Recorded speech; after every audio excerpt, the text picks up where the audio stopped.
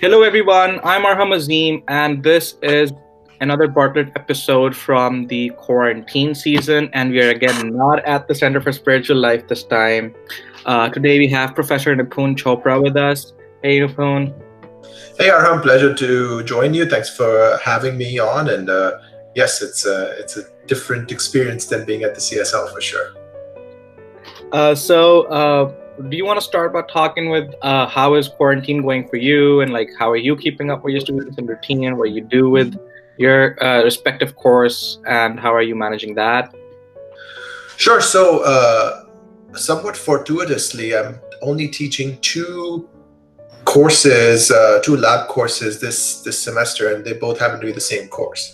So it's one of those fortuitous things that's happened, and I'll tell you why it's fortuitous. It's because it means I only have to prepare material for one course because it's basically two sections of the same course. So that's really helped me focus on that course and really go all in on that course, whereas other faculty members are struggling with preparing materials for two, maybe three courses. So compared to other faculty members, I've had it pretty easy, to be honest. What I'm doing is I'm having, so I have reached out to my students to ask what sorts of, during that spring break, I reached out to them and asked them what sorts of difficulties they were anticipating experiencing, depending on whether they're staying on campus or going home or going somewhere else. And I learned pretty quickly that the idea of having one single class time would unequally affect number of my students. So I decided to just have an asynchronous teaching environment, which means I record videos of annotating slides and going over the lecture, and the students can watch those on their own time. We're covering one chapter every week, and they have assignments and discussion, and they are doing an online lab, which, to be honest, is going much better than I anticipated. That was one of my big concerns. So yeah, I think I'm pretty lucky. It's gone fairly well so far. That's not to say that students are not having challenges. It's not the case at all. But I think, at least compared to other stories I'm hearing, it's gone well. Oh, that's pretty nice. So, like, you're teaching, but then what else is going on with the quarantine? Because I know, like, the life has changed a lot, and like your routine must have changed significantly. So, what are your day consist of? Yeah, it's a good question. So since I was, and you know this, Arham, but people watching may not know, but I live in Bloomington, so I was driving 2 hours every day to DePauw and back, as in an hour each way. And that kind of really cut into my productivity because you're losing 2 hours every day just in the car. And I'm not complaining. I listen to podcasts on the way, and it helped me clear my head.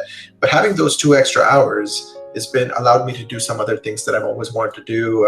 I'm learning how to code. I'm teaching myself how to code, which is something that I've always wanted to do ever since I was at DePauw, actually. And so I'm like barely, like, I'm below a beginner level coder, but it's just having that extra time is allowing me to do some other things that I enjoy. I've been watching Netflix just like everyone else. I have some favorite shows, and I try to spend time with my dog, with my fiance. My daily schedule is similar, except for those 2 hours that I spend driving. I'm a habitual list maker. So as you can see, those are all the reds right there. In fact, I have Arham as point number 10 right there. I just crossed it off.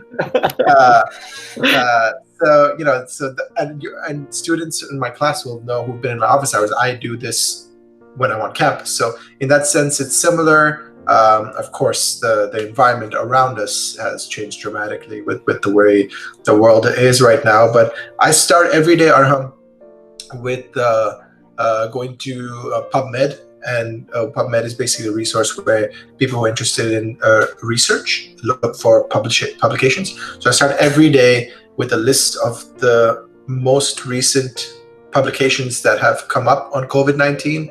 And I spend the day, when I have time here and there, reading papers that I find interesting about COVID-19. So I've also become kind of really obsessed with understanding this existential crisis, this incredible virus that has turned our lives upside down. Right. Well, since we just talked about you being at DePauw, can we just know a little bit like your time at DePauw and how's it being to be back? Because I know we've been trying to do this for a while and we just couldn't have, and it'll be nice to touch on that a little bit. Absolutely. So I graduated from DePauw in 2006, which means I came to DePauw in 2002 as an international student from India. I was 18 years old, and DePauw at the time was pretty different than now. And I've shared this with you, Arham. There were a total of 7 or 8 Indian students total on campus, Indian, Pakistani, Bangladeshi students total. All of them were Indian at the time, actually. There was one Sri Lankan student, but she was a couple of years ahead of me. And now, and there were 45 international students total on campus. Now, of course, about just under 20% of campus is international students. So it's a different vibe. And for some good, and some bad about that being one of very few brown students on campus at that time, had its pluses and minuses. But it was a fantastic experience. I mean, it was, I learned so much, and I continue to. That's the thing about DePauw for me is I feel like it's a space that I feel very safe in, and I feel it's a space conducive to learning. At least for me, it was, and I loved it so much that I came back as a graduate assistant for 2 years about a decade ago, while coaching track and getting my master's. And now I'm back full time as a faculty member. So it's a place that I hold very dear to my heart. And it was always the goal to come back to a university like DePauw. I didn't realize it would be DePauw when I was searching for jobs. And it's been a fantastic experience so far.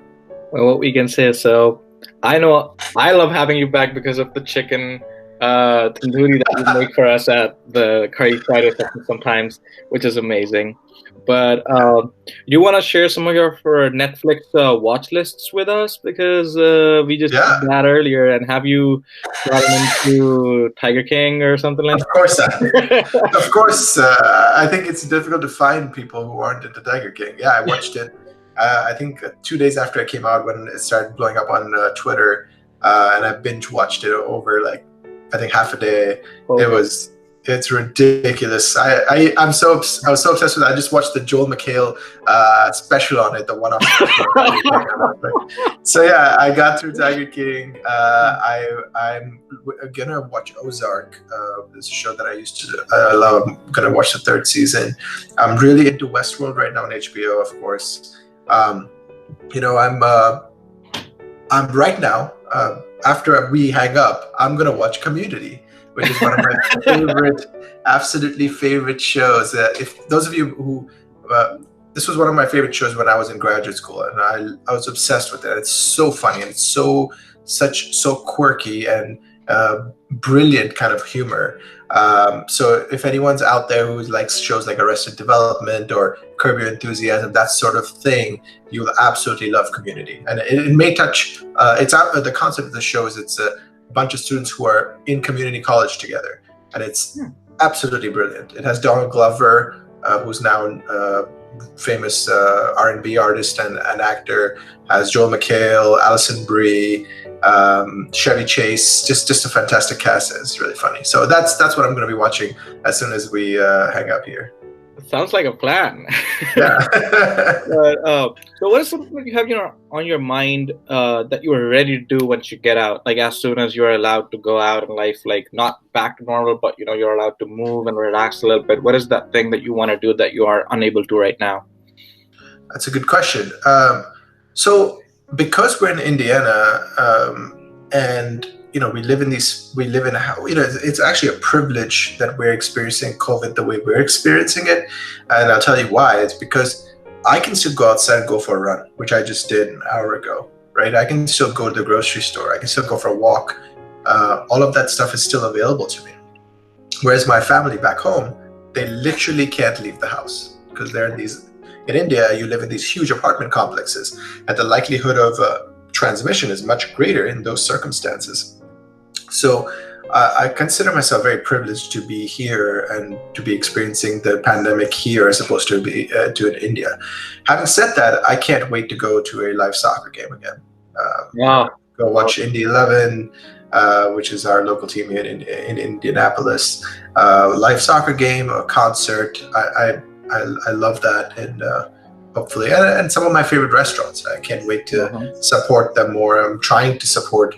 I don't think I'm doing a great job of it, but I'm trying to support some of my favorite restaurants in the area by getting takeout. But this thing is going to have a huge impact on so many people. So in other words, to summarize, I want to do some stuff for myself, but also want to help do some other stuff for other people when all of this is on the other side. I just can't stop myself from answering for making this question that is this favorite restaurant does this favorite restaurant list include Taste of India in Bloomington? So it's funny. So since I came back, I got involved a little bit with the Dharma Club and with talking to Sami and stuff. And I guess all of you guys are obsessed with Taste of India. And honestly, I'm not that big of a fan of Taste of India. Really?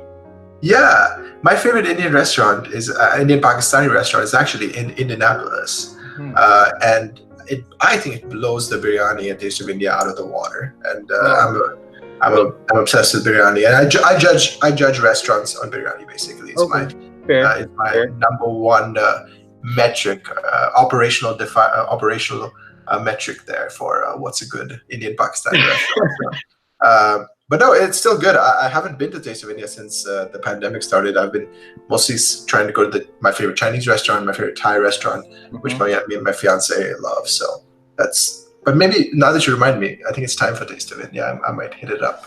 It might be a good thing. I know I'm ready for a burger, a fat burger when I go out of the house. I don't know, wherever I can get it. I don't even. What kind of burger? Or even McDonald's? You could get McDonald's. At this point, I know. I'm not preferred. I don't prefer to leave the house and do whatever we have. But yeah, a burger. That's what I'm looking forward to. the little American in me in the past 3 years. Or like a GCB from Marvin's or something. Oh, that sounds. Mac Bites. Wow. Mac Bites. Mac Bites came into the picture around the time of my sophomore year at DePauw. Before that, Mac Bites weren't on the Marvin's menu. It was owned by the original Marvin. Owned Marvin's my freshman year of college, and then the current owners Kevin Sullivan and his father Mike Sullivan bought Marvin's and redid it and added some stuff like Mac Bites. I remember the first time one of my friends, he's a year older than me, went to DePauw. His name's Siddharth Sood. He was like, "You got to try this thing. It's called Mac Bites. It's fried mac and cheese." I was like, "Are you crazy? That sounds absolutely disgusting. What is wrong with you?" Of course, one evening at 2 a.m. in the morning, I ate my first Mac Bite, and it changed my life. It's absolutely amazing. It does. It really has an impact on your life. It really does. The one thing I miss about DePauw whenever I'm away is get back and have those garlic cheese fries and Mac Bites. Yeah, those are there. But yeah. Thank you for talking to me and sharing this experience in the quarantine episode with me. And I hope we can get out of there soon, are able to get back in the fall safe. And I hope this doesn't last any longer. But thanks. Let's get to that vaccine. Thanks. Thank you. Stay safe, Ipon. All right, Aram, you too. Bye-bye.